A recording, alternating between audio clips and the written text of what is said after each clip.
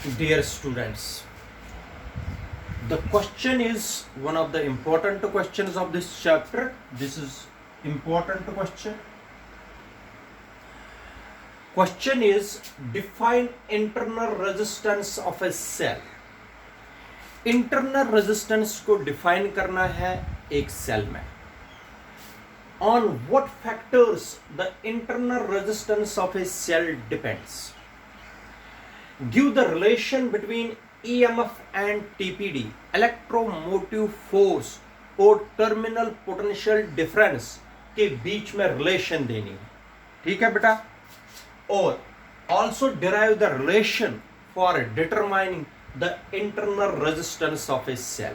पहले मैं आपको बताता हूं, अगर ये सेल है, अगर ये एक सेल है, इसकी इंटरनल रेजिस्टेंस, सेल के अंदर जो रेजिस्टेंस है उसको डिफाइन करना है. Internal resistance of a cell को डिफाइन करना है. फिर हमें बताना है ये जो सेल है, सेल की जो इंटरनल रेजिस्टेंस है किन फैक्टर्स पर डिपेंड करती है. इंटरनल रेजिस्टेंस इस सेल की कितने फैक्टर्स पर डिपेंड करती है. फिर हमें निकालना है इस इंटरनल रेजिस्टेंस किस रिलेशन से हम इस सेल की इंटरनल रेजिस्टेंस निकाल पाएंगे. ये क्वेश्चन है. क्वेश्चन क्या है बेटा? इंटरनल रेजिस्टेंस सेल की डिफाइन करिए.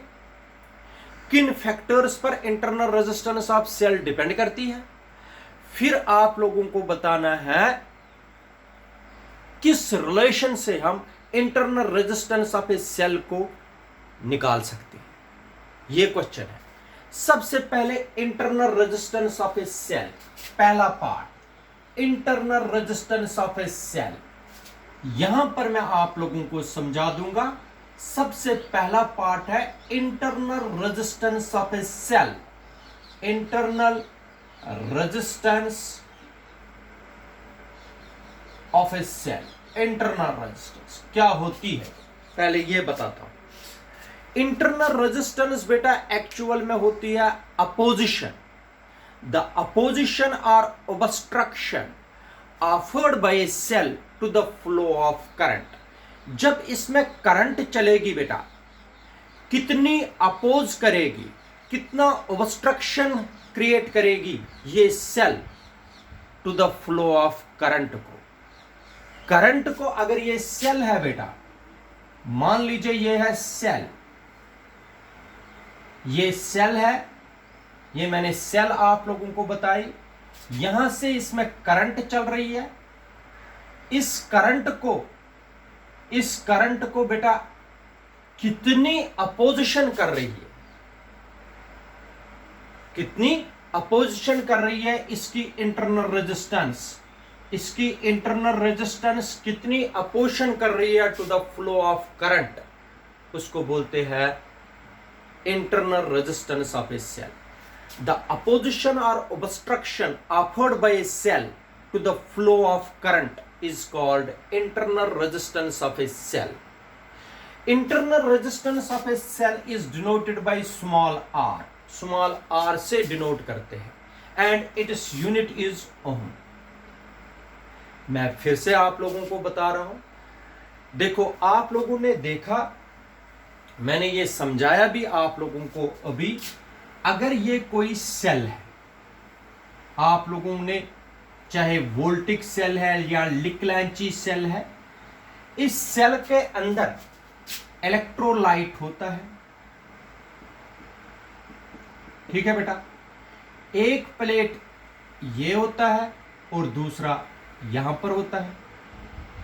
इसको बोलते हैं इलेक्ट्रोलाइट. और इनको बोलते हैं इलेक्ट्रोड्स. देखो बेटा, एक इलेक्ट्रोड हम positive terminal of the cell के साथ जोड़ेंगे, दूसरा नेगेटिव टर्मिनल के साथ. ठीक है बेटा. इधर सुनो, जब इसमें करंट चलेगी इलेक्ट्रोड में, इलेक्ट्रोलाइट में, इलेक्ट्रोलाइट डिसोशिएट होता है आयन्स में. ये इसमें पॉजिटिव आयन्स बनेंगे और नेगेटिव आयन्स बनेंगे। ऐसे पॉजिटिव आयन्स नेगेटिव प्लेट की तरफ चले जाएंगे और नेगेटिव आयन्स पॉजिटिव प्लेट की तरफ जाएंगे। इसका मतलब हो गया एक प्लेट पॉजिटिव प्लेट बनता है, एक प्लेट नेगेटिव प्लेट बनता है। इसमें पोटेंशियल डिफरेंस आ जाती है। तो ये बन गई सेल। हमें क्या बताना है बेटा, ये जो अगर करंट फ्लो करने के लिए यहां से हमने करंट इसमें फ्लो कराई, अगर इस इलेक्ट्रोलाइट ने या इलेक्ट्रोड्स ने अपोजिशन कितनी अपोजिशन करेगा to the flow of current, इसको बोलते हैं इंटरनल रेजिस्टेंस। चाहे इलेक्ट्रोलाइट चाहे इलेक्ट्रोड्स कितनी अपोजिशन करे to the flow of current, इसको बोलते हैं internal resistance of a cell. The opposition offered by a cell to the flow of current is called internal resistance of a cell. Internal resistance of a cell is denoted by R and its unit is ohm. Now, किन factors पर internal resistance depend करती है, ये बड़ा important point है। Factors पर जो internal resistance है, सबसे पहला फैक्टर है internal resistance of a cell depends upon the nature of electrodes. Nature of इनका कौन सा नेचर है, ये किस मटेरियल के आप लोगों ने इलेक्ट्रोड्स बनाए। Nature of the electrodes and electrolyte used in the cell. बेटा ये एक पॉइंट है, जरा मुझे बता दीजिए। जो फैक्टर्स में सबसे पहला फैक्टर है, internal resistance of a cell depends upon the nature of the electrodes and electrolyte used in the cell. Electrodes का नेचर क्या है, इलेक्ट्रोलाइट का नेचर है, उस पर डिपेंड करती है इंटरनल रेजिस्टेंस। एक फैक्टर। सेकंड फैक्टर है बेटा, internal resistance of a cell depends upon the usage of cell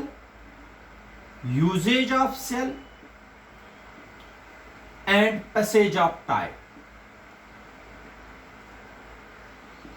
इस पर डिपेंड करता है बेटा आप लोगों ने कितनी सेल को यूज किया है, इस सेल को कितनी देर से यूज कर रहे हो आप लोग, उस पर भी डिपेंड करता है इंटरनल रेजिस्टेंस। जितनी ज्यादा यूज करोगे इतनी इसकी इंटरनल रेजिस्टेंस बढ़ती जाएगी।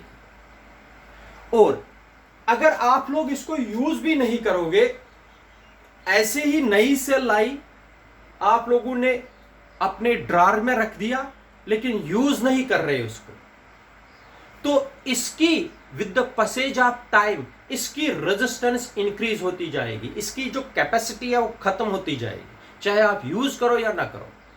इसकी internal resistance with the passage of time बढ़ जाती है। और थर्ड है internal resistance of a cell increases. Internal resistance of a cell increases with decrease in temperature. बेटा अगर टेम्परेचर कम हो जाता है इसकी रेजिस्टेंस बढ़ जाती है। आप लोगों ने देखा भी होगा, हम बहुत बार ऐसे करते हैं, जब हमें लगता है सेल टॉर्च में अच्छी तरीके से काम नहीं करती है, हम इस सेल को धूप में सुखाने के लिए रखते हैं।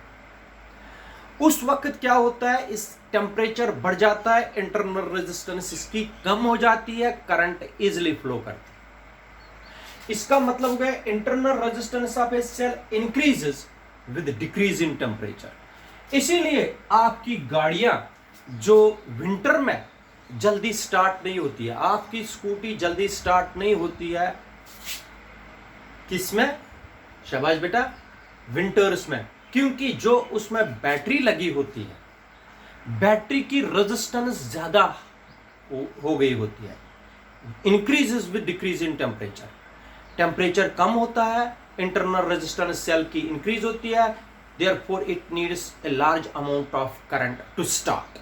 इसको ज्यादा करंट की जरूरत देनी पड़ती है, इसलिए हम चोक देते हैं, चोक कॉइल का इस्तेमाल करते हैं, चोक का इस्तेमाल करते हैं विंटर्स में, चाहे स्कूटी हो, चाहे मोटरसाइकिल हो, चाहे गाड़ी हो। याद रखा, internal resistance of a cell increases with decrease in temperature. These are the three factors on which internal resistance of a cell depends. First one is internal resistance of a cell depends upon the nature of the electrodes and nature of the electrolyte used in the cell. एक चीज, ये जो cell, इसकी internal resistance depend करती है usage of cell, कितनी देर तक आप यूज कर रहे हो उसको, तो also with the passage of time. तो third one is internal resistance of a cell increases with decrease in temperature. Temperature कम होने से इंटरनल रेजिस्टेंस जो सेल की है वो इंक्रीज होती है। अच्छा, अगर मैं आप लोगों को सेल का सिंबल बताऊंगा, सेल का सिंबल देख लीजिए बेटा, ऐसे होता है, ठीक है। ओपन सर्किट में वोल्टेज इसकी ईएमएफ है, ये हो गई वोल्टेज। अब इसके अंदर सेल होती है, एक पॉजिटिव टर्मिनल है, एक नेगेटिव, इसके अंदर तो सेल होती है, अंदर वाली सेल यहां, ये अंदर, इसके सेल के अंदर होती है इंटरनल रेजिस्टेंस। अब इंटरनल रेजिस्टेंस सेल के अंदर जो होती है वो या तो यहां पर बनाई जाती है या साइड में लिखी जाती है, ये है इसकी इंटरनल रेजिस्टेंस। ये बन गई पूरी अब सेल, ये सेल का प्रॉपर सिंबल है जिसमें दो इलेक्ट्रोड्स है और इंटरनल रेजिस्टेंस भी है, ये दो टर्मिनल्स, ये इंटरनल रेजिस्टेंस, ये बन गई सेल। अब सेल के अंदर आप लोग इंटरनल रेजिस्टेंस भी शो करोगे और दो प्लेट्स भी शो करोगे, दो टर्मिनल्स भी शो करोगे। ये आर जो है बेटा एक्चुअल में ये है internal resistance of the cell. Clear बेटा? ये हो गया डेफिनेशन ऑफ इंटरनल रेजिस्टेंस और on what factors the internal resistance of a cell depends. यहां तक तो हमने कर दिया। अब है बेटा, give the relation between EMF and TPD, then we will be able to determine the internal resistance of a cell. ठीक, क्लियर? शाबाश। Now we are going to the second part of the question, that is we have to give the relation between internal resistance EMF and TPD, electromotive force relation between EMF, electromotive force, and terminal potential difference। इसको बोलते हैं terminal potential voltage भी बोलते हैं, terminal potential voltage भी बोलते हैं या टर्मिनल पोटेंशियल डिफरेंस भी बोलते हैं। इन दो के बीच में हमें निकालना है। ठीक है बेटा, इधर देख लीजिए, आप लोगों को मैंने अभी बताया जो सेल है बेटा, जो सेल है, एक सेल को ऐसे हम बनाते हैं, लेकिन सेल के साथ इंटरनल रेजिस्टेंस आर भी होती है। ये बन गई बेटा अब एक्चुअल में पूरी सेल, ये है सेल। ठीक, ये है एक्चुअल में सेल। सेल में दो टर्मिनल्स होते हैं और इंटरनल रेजिस्टेंस भी होती है, ये एक्चुअल में सेल के अंदर होती है। आप देख लीजिए, इस सेल को आप लोगों को क्या करना है, यहां पर एक वोल्ट मीटर लगाना है। क्या लगाना है बेटा? Volt meter. और यहां पर एक की ऐसे जोड़नी है। ये लगा दिया आप लोगों ने एक्सटर्नल रेजिस्टेंस कैपिटल आर, ये ऐसे जोड़ दिया आप। देखो बेटा, ये की है, की को स्विच भी आप लोगों को मैंने बताया, ये ओपन है। ठीक है, ठीक है। ये है वोल्ट मीटर, वोल्ट मीटर। ठीक है, अगर मैं यहां पर एक और ऐसी डायग्राम बनाऊंगा, आप लोग देख लीजिए बेटा, ये एक्सटर्नल रेजिस्टेंस, ये इंटरनल रेजिस्टेंस, ये पॉजिटिव ये नेगेटिव, और की को क्लोज कर दूंगा।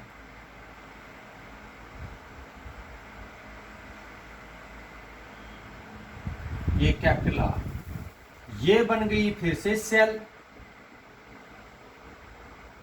ठीक है, ये आर है, ये तो फिर से सेल है यहां पर, ठीक है। यहां पर मैंने फिर से वोल्ट मीटर एक दे दिया, ऐसे जोड़ दिया, की तो क्लोज है, ठीक है, फिर से यही बना दिया। अब जब ओपन सर्किट होगा, इसमें करंट एक्सटर्नल रेजिस्टेंस में पास नहीं होगी, ठीक है बेटा। तो इस वक्त ओपन सर्किट वोल्टेज सेल के पास होती है ईएमएफ। ये वोल्ट मीटर मेजर करेगा ईएमएफ। क्या करेगा मेजर बेटा? ईएमएफ। अच्छा, इसमें करंट जब चलेगी, वोल्ट मीटर मेजर करेगा पोटेंशियल डिफरेंस, जिसको बोलते हैं टीपीडी, क्योंकि क्लोज्ड सर्किट वोल्टेज को टीपीडी बोलते हैं, ओपन सर्किट वोल्टेज को ईएमएफ बोलते हैं। ये पढ़ा है हमने।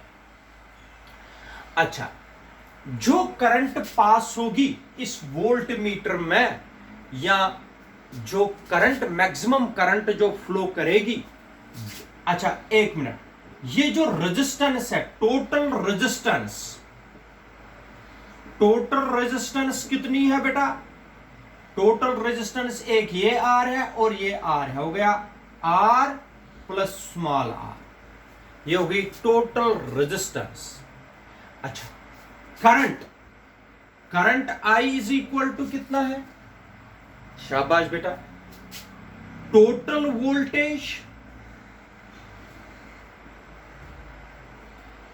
Upon total resistance, total voltage upon total resistance. Total voltage तो ई है, टोटल रेजिस्टेंस कितनी है? R plus R. इसका मतलब हो गया capital I is equal to E upon R plus R, ठीक है।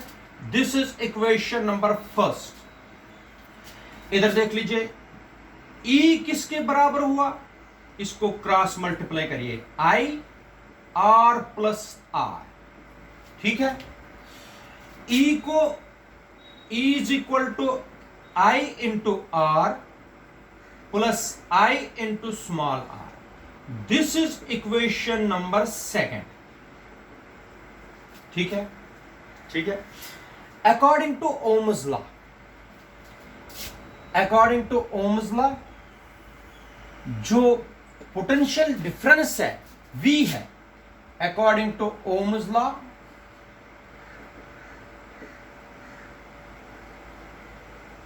जो V है टर्मिनल पोटेंशियल डिफरेंस, क्योंकि इसमें करंट चलेगी, तो ये हो गया बेटा V is equal to I into capital R, ठीक है।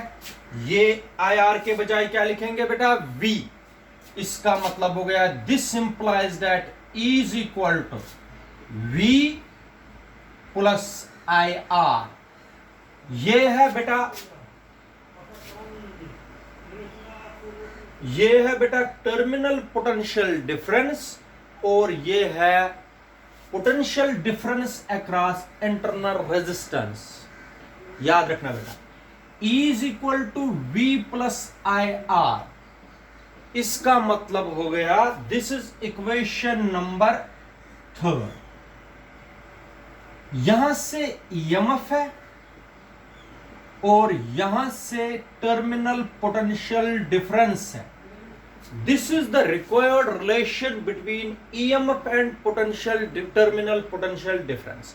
ये रिलेशन निकल गई EMF और टर्मिनल पोटेंशियल डिफरेंस के बीच में। क्लियर है बेटा? मगर याद रखना, V को ऐड करना पड़ेगा IR, तब जाके E बनेगा। This simplifies that EMF is always greater than V। Electromotive force हमेशा बड़ा होता है टर्मिनल पोटेंशियल डिफरेंस के। इसका मतलब हो गया ईएमएफ जब करंट ड्रा ही नहीं करेंगे तो इलेक्ट्रोमोटिव फोर्स ज्यादा, वोल्टेज ज्यादा रहेगी। जब करंट ड्रा करेगी तो इसमें कुछ वोल्टेज ड्रॉप भी होगा, तो टर्मिनल पोटेंशियल डिफरेंस हमेशा कम रहेगी। अब देखो, अगर इसमें भी करंट नहीं चलेगी, if no current flows, if I is equal to 0, अगर करंट ही नहीं फ्लो करेगी, इस सर्किट में भी करंट नहीं फ्लो करेगी, तो I will 0 multiply R is 0, then E is equal to, इस इक्वेशन में ये 0 term v plus 0, this implies that E is equal to V. अगर no current is drawn from the cell, then electromotive force is always equal to the terminal potential difference या terminal potential voltage. ये आ गई बेटा relation between EMF and TPD। इस relation को ऐसे भी लिख सकते हैं, V is equal to E minus IR, ऐसे भी लिख सकते हैं। E को ये टर्म ऐड करना, ऐसे भी लिख सकते हैं, ऐसे भी लिख सकते हैं। This is the required relation between electromotive force and terminal potential voltage या टर्मिनल वोल्टेज। तो ये याद रखना, अगर कोई भी करंट सर्किट में फ्लो नहीं करेगी तो इंटरनल रेजिस्टेंस नहीं, ईएमएफ और टर्मिनल पोटेंशियल डिफरेंस बराबर रहती। ठीक है, this is the required relation between electromotive force and terminal potential voltage. Clear? Now the last part of the question is how to determine the internal resistance of a cell. इधर देख लीजिए, internal resistance of a cell को कैसे निकालेंगे। internal resistance of a cell, इधर सुनिए बेटा, मैंने आप लोगों को अभी बताया ये एक सेल होती है, इस सेल के अंदर एक इंटरनल रेजिस्टेंस होती है, इसको बोलते हैं सेल। इसका निकालना है आर का वैल्यू। इस आर इंटरनल रेजिस्टेंस, आर को बोलते हैं internal resistance, internal resistance of a cell. बेटा इसका निकालना है हमें वैल्यू। ये है क्वेश्चन। क्वेश्चन आसान है। अभी हमने एक रिलेशन निकाली, वी नो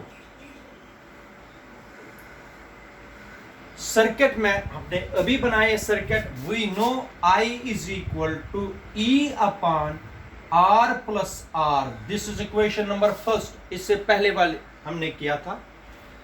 इसको मल्टीप्लाई करने पर E is equal to I R plus R, ये किया।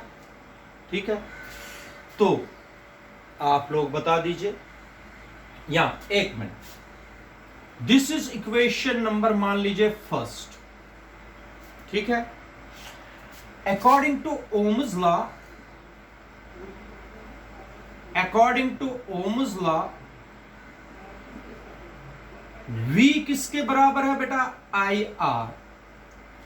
अगर इस I का वैल्यू यहां पर सब्स्टिट्यूट करेंगे तो V क्या आएगा, V is equal to I किसके बराबर है बेटा, I है E upon R plus R into are.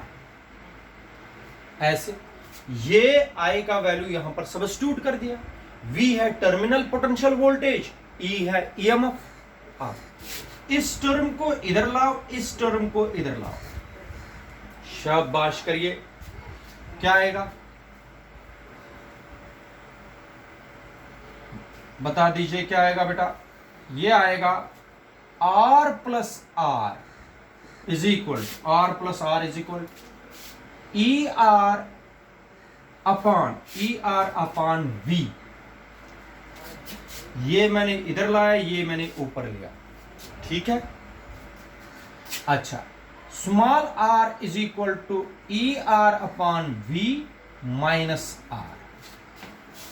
ये इधर लिया, R is equal to E upon V -1 into R, इसको बाहर निकाला, दोनों में है, कॉमन निकाला। आप देखिए, नोइंग द वैल्यूज ऑफ, अगर हमें E का वैल्यू पता होगा, knowing the values of E, V and R है एक्सटर्नल रेजिस्टेंस, इलेक्ट्रोमोटिव फोर्स और टर्मिनल पोटेंशियल डिफरेंस। मान लीजिए अगर ये 10 वोल्ट है, ये 5 वोल्ट है, ये 20 ओम है, इनका वैल्यूज यहां पर निकालना है और R का निकालना है internal resistance of a cell. Knowing the values of E, V and R, we can calculate the internal resistance of a cell. ये रिलेशन इंपॉर्टेंट रिलेशन है, आगे भी लगेगी। R is equal to E upon V -1 into R, E EMF, V terminal potential difference, R external resistance. Knowing the values of E, V and R, we can calculate the internal resistance of a cell. ये हो गया बेटा complete question. अच्छी तरीके से video को watch करिए, rough पर निकालिए, फिर जाके फेयर कॉपी पर लिखिए। Thank you, have a good day.